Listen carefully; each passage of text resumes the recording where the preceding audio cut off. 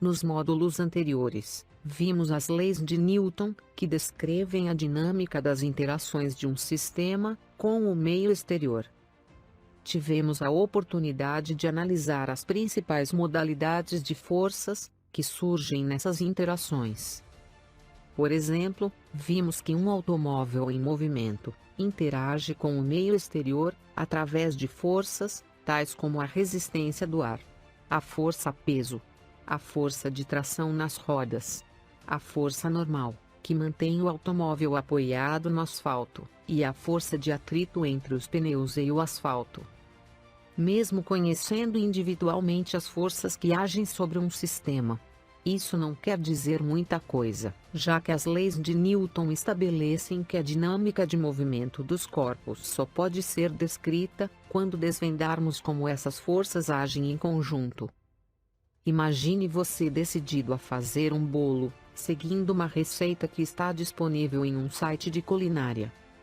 Nessa receita você vai encontrar os ingredientes e as quantidades necessárias, bem como passo a passo de como proceder à mistura. Saber a que temperatura deve estar o forno, e o tempo para assar. Em física não é muito diferente. É isso mesmo. Para garantir que a resolução de um problema saia corretamente, e obedecendo às leis que regem o fenômeno em questão, devemos seguir algumas boas práticas, regidas por uma metodologia científica. Para isso, selecionei 6 etapas que te conduzirão sem estresse ao resultado correto de qualquer problema envolvendo as leis de Newton. Para facilitar o entendimento dessas regras de ouro, irei segui-las com você, passo a passo, na resolução do seguinte problema em tela. Um bloco de 2.000 gramas, apoiado sobre uma superfície plana e horizontal, fixa à terra, é colocado em movimento retilíneo, pela ação de uma força de intensidade igual a 30 newtons, que forma com a horizontal um ângulo de 30 graus. O coeficiente de atrito cinético entre as superfícies de contato é de 0,3. Desprezando o efeito da resistência do ar, e sabendo que a aceleração da gravidade local é de 10 metros por segundo ao quadrado, determinar. Letra A. A intensidade da força de atrito que o plano horizontal exerce sobre o bloco. Letra B. A intensidade da aceleração do bloco em relação ao solo, enquanto agir a força externa de 30 newtons. Vamos agora dar início à resolução do problema, seguindo as 6 etapas fundamentais, envolvendo as leis de Newton. Vamos lá? Primeira regra: separar os dados relevantes do problema. Antes de qualquer tentativa em solucionar um problema, leia o enunciado quantas vezes forem necessárias até você ter uma visão clara das informações fornecidas e o que está sendo solicitado. A maneira mais adequada de fazer isso é separando as informações relevantes do problema. Em nosso caso, o enunciado informa os seguintes dados: massa do bloco, representada por M, igual a 2.000 gramas. Força aplicada, representada pela letra F, igual a 30 newtons. Ângulo de ação da força F com a horizontal, representada pela letra alfa, e igual a 30 graus. Coeficiente de atrito dinâmico μ, D, igual a 0,3. Gravidade local, G, igual a 10 metros por segundo ao quadrado. Além disso, o enunciado pede para desprezarmos o efeito da força de resistência do ar, representada por F, R, igual a 0. Com base nestes dados, é solicitado que encontremos a intensidade da força de atrito dinâmico, F, D, sobre o bloco, bem como a intensidade da aceleração A. Vamos então colocar interrogação em cada uma dessas incógnitas, para lembrarmos do que está sendo solicitado. Bem, uma vez destacados os dados fornecidos pelo problema, podemos passar para a próxima etapa. Segunda regra: coerência de unidades. Verifique se todas as grandezas estão representadas no Sistema Internacional de Unidades. Lembre-se que nesse sistema a unidade de comprimento é o metro, a unidade de massa é o quilograma, e a unidade de tempo é o segundo. Observe que em nosso exercício em tela, a massa foi expressa em gramas. Sendo assim, antes de passarmos para a próxima etapa, precisamos representar a medida da massa do bloco como sendo de 2 kg. É esse o valor numérico que temos que utilizar na resolução do problema. Terceira regra: esquematizar o problema. Se o problema não fornecer nenhuma figura, faça um esboço que se aproxime do enunciado, identificando o sistema, a vizinhança com o qual ele interage, e as forças que atuam sobre o corpo, objeto de estudo. É fundamental na resolução de qualquer problema em física, fazermos uma distinção clara entre o sistema de estudo e a vizinhança, ou se preferir, o meio exterior. Lembrando que sistema é um corpo, ou um conjunto de corpos, sobre o qual fixamos nossa atenção, com o objetivo de estudar suas propriedades e interações com o meio exterior. Tudo aquilo que não pertence ao sistema é denominado vizinhança. Em nosso problema, o objeto sobre o qual devemos focar nossa atenção é o bloco de 2 kg, sendo este, portanto, nosso sistema. Tudo aquilo que o cerca, e seja passível de interagir com o bloco, é denominado de meio exterior, ou vizinhança. É essa vizinhança que agirá sobre o bloco aplicando forças. Vejamos agora quais são as forças mais relevantes neste caso. A primeira força, já indicada no problema, é a força externa, F, de 30 newtons, agindo segundo um ângulo de inclinação de 30 graus, com o plano horizontal. A segunda força é o peso sobre o bloco, representada pelo vetor P, com direção vertical, e sentido para baixo.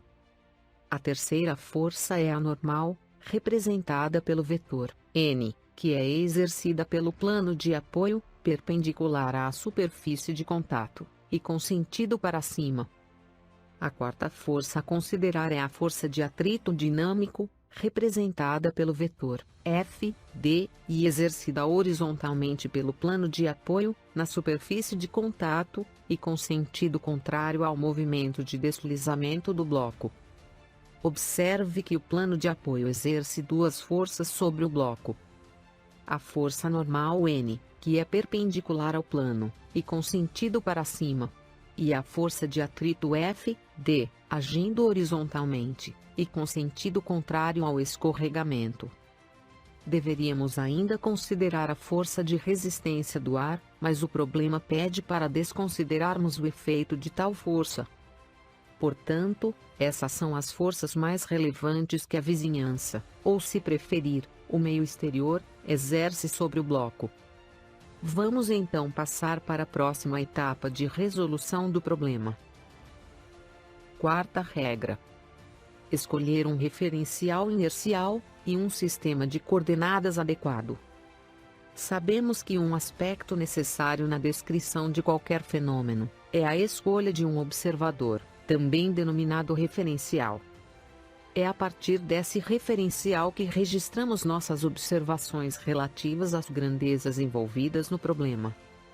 Vimos na videoaula que trata da primeira lei de Newton, que os únicos referenciais segundo os quais as leis da mecânica são válidos, são aqueles que estão em repouso, ou em movimento retilíneo, e com velocidade constante, em relação às estrelas fixas, e denominados de referenciais inerciais.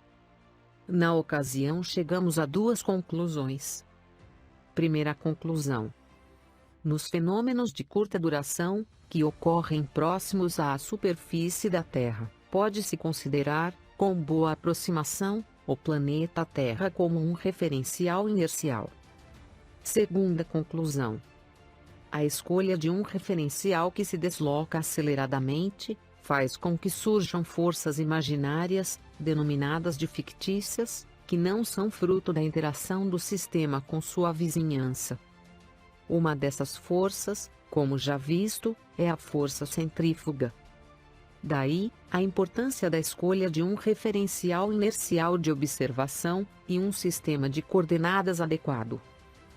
No problema em análise, podemos perfeitamente definir nosso referencial como sendo a superfície de apoio, fixa ao solo, e um sistema de coordenadas cartesiano, paralelo ao plano horizontal, já que a maioria das forças atuam na vertical ou na horizontal.